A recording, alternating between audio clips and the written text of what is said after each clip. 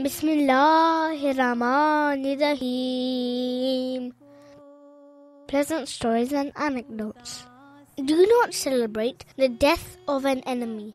Hazrat Masih Maud ﷺ said, even if an enemy of yours meets their death, so what? And if he remains alive, then what? To cause benefit or harm lies within the power and control of the Almighty God. No human being can cause harm to another.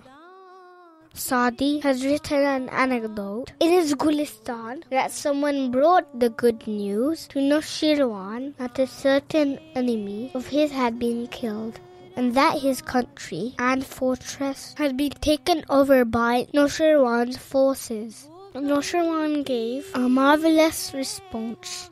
The death of my enemy brings me no joy, for even our own life is not forever.